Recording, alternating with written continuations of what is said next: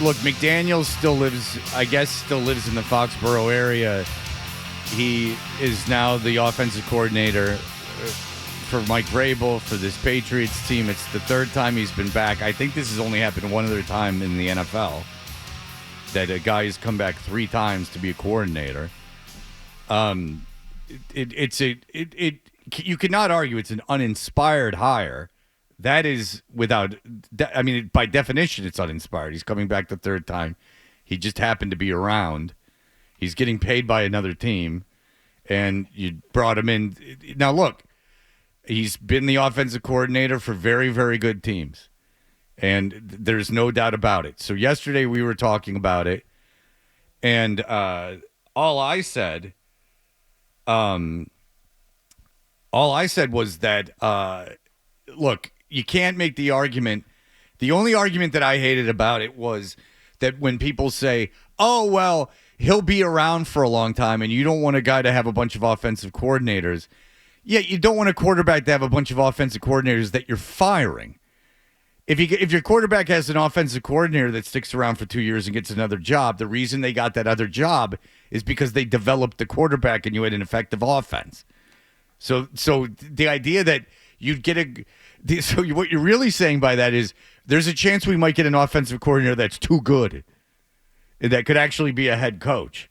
Like Josh McDaniels, no matter how good he is going to have to be here because there's no way he'll be a head coach again. So there we are. That was really my only argument that I'd been hearing that I had a problem with. Hardy, you brought up his past outside of with having Tom Brady. Yeah, and this was essentially in response to everyone who I heard, and it wasn't across the board, but there was a lot of, okay, it's another familiar face coming back to Foxborough, and maybe once again the Patriots didn't do a far and wide search for an offensive coordinator, but at least we know Josh McDaniels is a great offensive coordinator, and they didn't go out and find the next, biggest, best thing. But at least we know, this will work because he's a great offensive coordinator. And again, instead of just accepting that, right? Mm-hmm. Yeah, of course he is. The Super Bowls. Josh McDaniels is the offensive coordinator with the Super. Yeah. I thought about it for 5 seconds. I spent 5 seconds thinking about it. I said, well, do we actually know this to be true? Because when you look at the entire body of work, and Josh McDaniels was here along with Tom Brady and Bill Belichick and this incredible run of success, which of course was a team effort. But since that has broken up, and we been talking about it for years now. We talked about it again yesterday with Gary Myers, and was writing books about it and doing TV shows about it. If it's okay to question Bill Belichick and his bona fides without Tom Brady, is it okay to do that with Josh McDaniels also? Because when he has been an offensive coordinator, like he was with the Rams, he was there for a short stint after his time with the Broncos, and as a head coach with both the Broncos and the Raiders, where you're still in charge of the offense as a head coach, and you have a lot to say with the play that goes on in the field. How has it gone? And it hasn't gone well.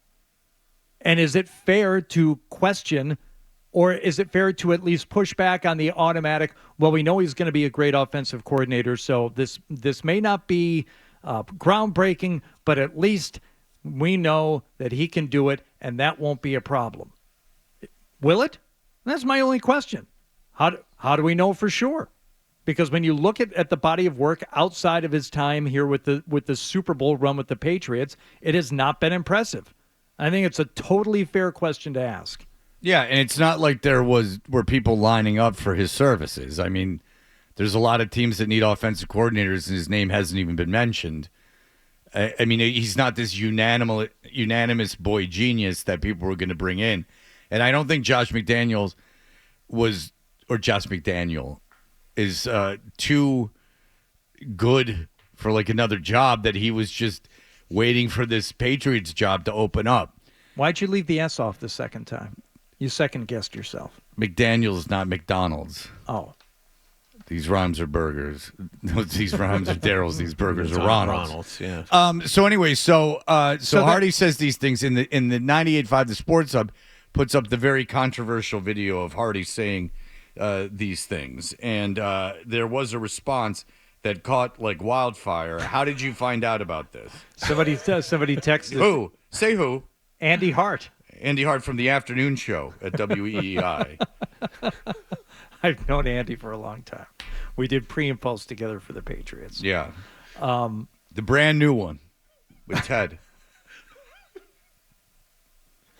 Andy texted me last night. I think he just said something like, well, Brian Hoyer thinks you're casual, so you got that going for you. Yeah, and so what Brian Hoyer said such a casual take, and then put the gif up of Will Ferrell from Talladega Nights where he says, that's dumb. Right. So Hoyer's on point when he's expressing himself through gifs, which is one of the most annoying things about the internet that exists in a true sign of stupidity. And what Hoyer's done the show and stuff, but what Brian Hoyer was on this show in August. We went back and double checked. It was the day after preseason game number 1. And he was great. I like talking to him. Yeah, and I talked to him before. We had him and I think Jason McCourty on the same day, that Friday after preseason game number 1. And if you're a longtime listener of the show, you're going to know where I'm going. There was a kid at Michigan State, undrafted, got brought in as an undrafted free agent to the powerhouse New England Patriots. We had a young Christopher Gasper on the show. We had just started as a program, and I said to Gasper, Brian Hoyer is going to make this team. And he poo-pooed it. You don't know anything about it. I like Christopher Gasper, by the way, too, and I like him a lot on the radio. But he said, but in this case, he was poo-pooing us because we were the new kids in town. These guys are gonna be thrown away, crumpled up and thrown away. And he said, oh, no, there's no way Hoyer's going to make this team, whatever. And I said, yes, he will. I watched him at Michigan State. So really, Brian, I was your first champion in this town in media. So if this show is so dumb and so ill-informed, then maybe I take back what I said about you. The Patriots listen. Maybe I'm the reason that you made that team. The Patriots do listen, and they react to fans. They absolutely do. I got this Joe Milton jersey in front of me because the Patriots know what I was saying about him. But he didn't get his job because of you. As a matter of fact, he got his job despite you. Yeah. Well, you know what? They had a bad head coach. They gave a guy with no bona fides the job. Even before the draft, you could not say enough bad things about Joe Milton at the combine. Oh, he's got a great arm, but he sucks as a quarterback. Well, the Patriots drafted him anyway. It annoyed me that everyone was going crazy about Joe Milton's arm, and I just said he wasn't a good quarterback. If anything, recent history has proven the Patriots go against what it is you say. Yeah, but probably back then they were listening, if you think about it. But look, Brian Hoyer's obviously friends with Josh McDaniels. They're obviously friends. I mean, Josh McDaniels kept them around. I mean, Hoyer was essentially a player coach he played well past his ability to play football. I mean, he stuck around to mentor. You'd agree with that, right? He was in uniform to help other quarterbacks. He was the safety net of safety nets, break in case of emergency. Yeah, but he was more there to mentor Mac Jones, yes. And so he was a part of that process. Yes. So, of course, to him, his friend in something he was involved with, he's going to say that why would you challenge it? I was there. Josh McDaniels is brilliant. Look what he did so much for me. I was there, and I was helping mentor Mac Jones. Well, all right, but what about when you weren't there? I mean, so if you have all this information, why didn't you share it with every other team that didn't want him as an offensive coordinator? Right. And some of the other pushback I think is just laughable. A lot of people immediately point to the first season with Mac Jones and throw out all the stats that they were 6th in scoring and this and that and the other. That was the season they hung 50 on a terrible Jets team, and I think that maybe 50 plus against Jacksonville in week 17 or something. And they made the playoffs that year. They got blown out. That was the most fraudulent playoff team I've seen in recent memory. All right. That team had no business being in the playoffs, and they fell apart. They lost 3 or 4 at the end of that season. They didn't finish well. They were great during the middle of the season. They played like crap in December and got their asses kicked in Buffalo that week. Yes. The argument is Mac Jones, we all know, is not a good quarterback. The best he has ever looked is when Josh McDaniels was his offensive coordinator. Can we agree on that? Yes, and I know that Josh McDaniels has been, working with Ohio State and stuff to, like not on the books to see how college operations are working so he can kind of dumb down his system, I guess. But here's the thing. If this is going to be what it is and everyone's going to go like how great this is unanimously and this is a can't-miss proposition with Vrabel and McDaniels, then you better be good next year. Like you better, you don't have to make the playoffs, but you better be kicking around in December because you're setting this up. If this is the way that you guys, and Hoyer's a part of like the organization, basically. If this is the way you're setting things up, that your buddies are so brilliant and so great, you got a quarterback. He better be better than last year, right? Mm-hmm. Like a lot better than last year, right? Because obviously Van Pelt's terrible, and May was still showed as the second best quarterback in that draft behind an all-time rookie. So May showed as, this great rookie quarterback. He better be a lot better, and you better be in the mix in December. You don't have to make the playoffs, but I don't want to see you losing 4 games in a row. I don't want to see you in last place in this division. The Jets better not be better than you next year because there's a lot of people questioning the Aaron Glenn hire, a ton of them. The Aaron Glenn hire is just like they did, it's just like Saleh. It's bringing in a defensive guy with no head coaching experience. So that's being questioned. Jacksonville's a mess. They had to fire they can't get the effing offensive coordinator for Tampa Bay to go there. Because they had a bad GM who no one wanted to work with. You better be better than Chicago. Or maybe you don't have to be better than Chicago, but may better be as good as Caleb Williams. Because if Ben Johnson comes in there and fixes Caleb Williams, and Caleb Williams runs roughshod around the league, and say they win nine games, and Caleb Williams is, top 10 quarterback, Drake May better be up there with. I know he doesn't have the weapons or the offensive line, but you know what I'm saying. He better perform at as high a level as. If Caleb Williams rises, May better rise to that same amount. And I would say that for the Patriots team versus any team that went outside the box and did something a little unorthodox with a hire. I'm not saying you have to hire another head coach who has never head coached before. I'm fully on board with Vrabel being the head coach. But when it comes to some of the other positions that need to be filled, whether it's coordinators or, maybe in the GM and someone drafting, there needs to be some new ideas and there needs to be ascension and improvement in all areas of this team, including the offense. And when you bring back people who have been here before, you're going to get everyone's radar up and say, this better not be more of the same. Right, because you now are saying, okay, well, to question the hiring of McDaniels is stupid. Okay, well, now here's the expectation. Your offense is good. Good. Not great, but you have a good offense next year. Your offense is good. And that you're not ever in last place in this division, outside the first quarter of the season. Like if you lose your first 2 games, whatever.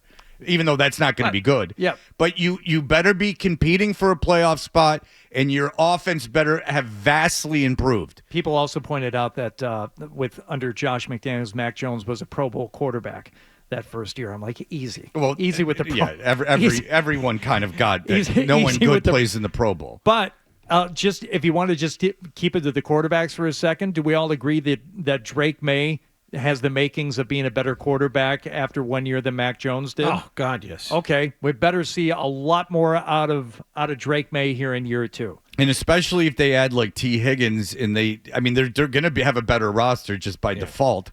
So if they go out and spend money in free agency, they get the kid a left tackle and they sign T. Higgins, I feel really good. Yeah, they better not be the worst team in this division because Miami and the Jets are no great shakes. So you better look. You're not going to be as good as Buffalo, but you better be kicking around. If this is the whole thing, that they were very smart just to have Vrabel and to have their sights on him and just go ahead and sign him. That's great. What do I know? Vrabel probably is a good coach, right? And if Josh McDaniels was just such a no-brainer that can't be questioned, and why even talk to anyone else? Just bring in Josh McDaniels because you don't know anything and I know everything and no other team wanted him, but hey, we know. And we have institutional knowledge that no one else knows. And I get it. Hoyer knows way more about Josh McDaniels than anyone on the radio. Like, he would know more about Josh McDaniels than just about anyone on the planet. There's like Belichick, Brady, Hoyer. I mean, there's really not more guys that would know better. And I can understand that being frustrating because I read things about myself and I'm like, none of this is true. So I get it. But if it's so lazy to question it working. Like, you have to understand that people are going to question something working and they're going to give evidence to question it, right? If he came out and said, Josh McDaniels is an idiot, he doesn't know what he's doing, he can't work with quarterbacks, and Hoyer went, well, that's ridiculous. I worked with Josh McDaniels and he did this and this and this for me. He has bona fides and facts. But if he's going to say you can't question his third time as the offensive coordinator for the Patriots, I mean, how many years ago was the first time? I mean, how much has the NFL changed? Then he better be on point. That's all I'm saying. And I don't know why it's lazy or casual to point out his lack of success outside of New England. It's because it's his friend. I know exactly what's going on. It's his friend, and he knows him, and he probably helped his career a lot, and they still in their conversations, and he looks at people in the media, rightly so, as you don't know what you're talking about, this, that, and the third. I don't begrudge Hoyer for saying that, even though he should know his history of my support of him and how I pretty much got him on this team. But other than that, all I'm saying is, Patriots fans, pump the brakes a little bit. Let's see how this thing goes. Because now you want to be like Washington, and now like look at Washington. They're in the NFC Championship game. Oh boy, we'll see. I get it. I get why Hoyer's doing it, and I like that he is listening to clips of the show. I wish he got more than 15 Hoyer. responses. I asked him to come back on the show like immediately afterward because of his appearance that day after. I don't like the end of gifts. this summer. I don't like the gifts. The gifts are not good. Maybe we try to get Hoyer on tomorrow. If you like that clip, check out more videos from Toucher and Hardy here. For more Bruins analysis and opinion, hit this playlist.